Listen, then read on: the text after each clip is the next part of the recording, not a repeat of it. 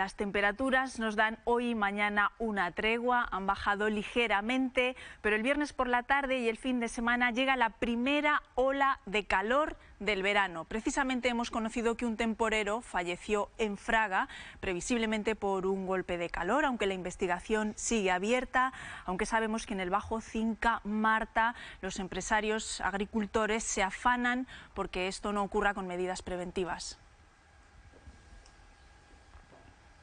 Eso es, entre otras, está esa reorganización de la jornada laboral en función del calor, si hay aviso naranja o rojo por diversos fenómenos, por altas temperaturas o una ola de calor como la que se anuncia para este fin de semana. Entre otras medidas, también hablábamos ahora precisamente con Sergio Azanui, agricultor de la zona de Miralsot. Muy buenos días. Buenos días. Está el abastecer, suministrar de agua a todos los temporeros, que son los que más expuestos están trabajando en el campo, y ciertas recomendaciones, ¿no?, de vestimenta y también de forma de trabajar. Sí, así es. Nosotros procuramos siempre, principalmente, que se traigan todo desde casa. Siempre dejamos, ahora que estamos un poco lejos de Fraga, intentamos dejar un pequeño suministro de agua por si algún operario se ha dejado el agua en casa o cualquier cosa.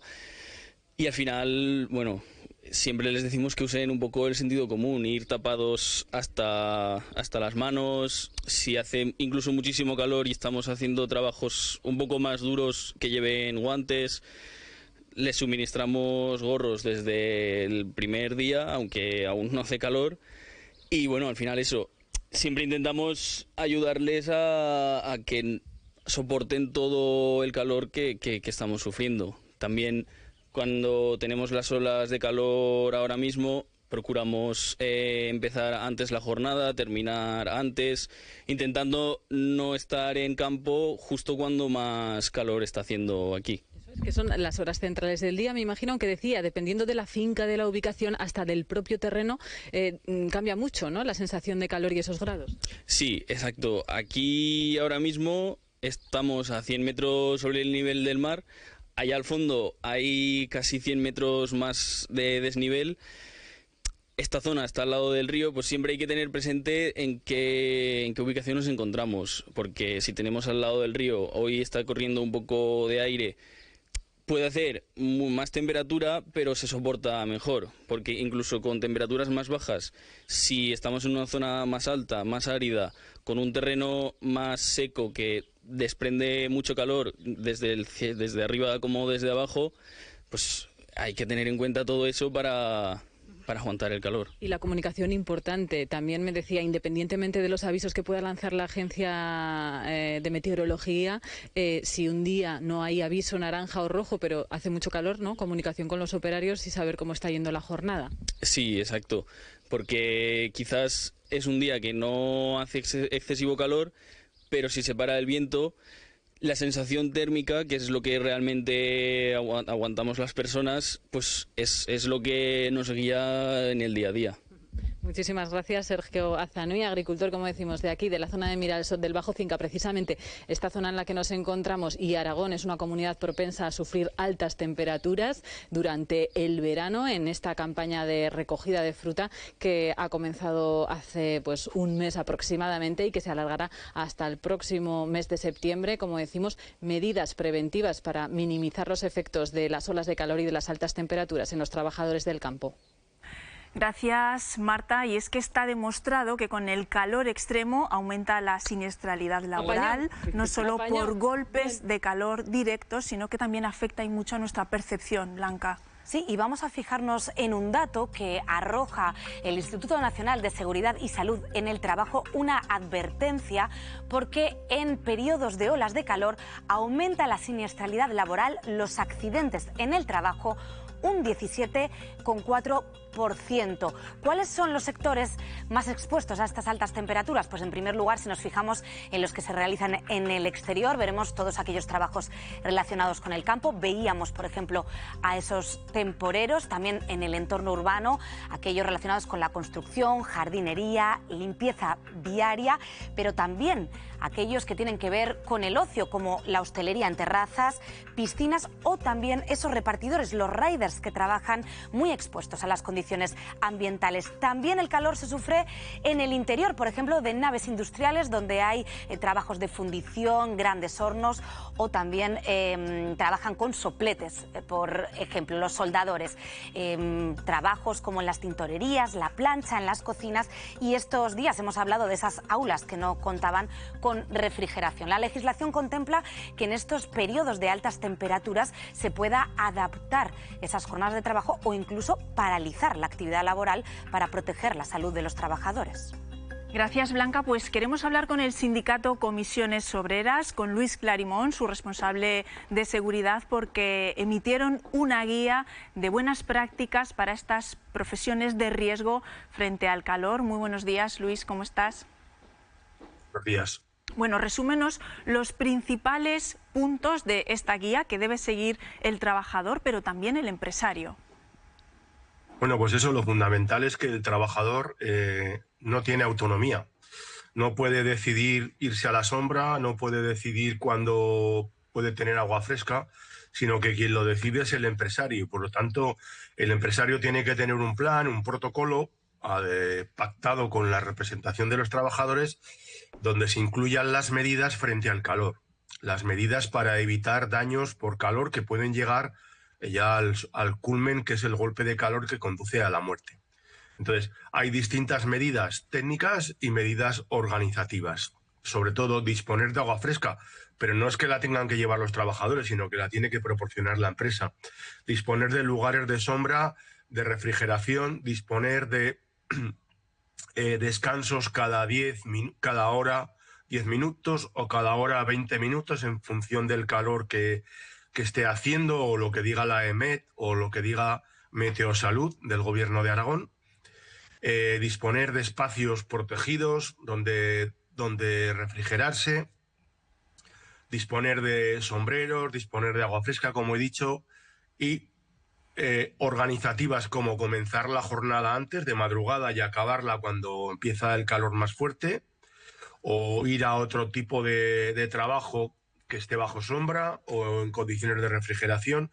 En fin, todo depende de si estamos hablando de exteriores o de interiores, ¿no? En este momento, por ejemplo, estamos teniendo en interiores denuncias de los trabajadores en el que trabajan en cabinas de pintura o cerca de hornos de metal, etcétera, que bueno, pues están sufriendo estas altas temperaturas, añadiéndole las fuentes de calor internas de la empresa, como puede ser también el planchado de prendas o los hornos de las panaderías o las cocinas, ¿no?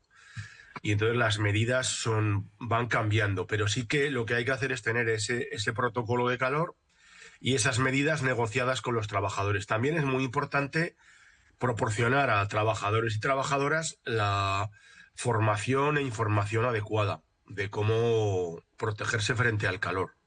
En el caso de exteriores también es importante dotar, por ejemplo, de ropa adecuada para protegerse no solo del calor, sino de la radiación ultravioleta, que es la que puede causarnos un cáncer de piel, ¿no? Por ejemplo. Pues Luis, muchísimas gracias, y como decíamos al principio, sobre todo estas recomendaciones las debe cumplir el empresario para guardar la seguridad de los trabajadores. Gracias por desgranarnos esta guía. Gracias a vosotras.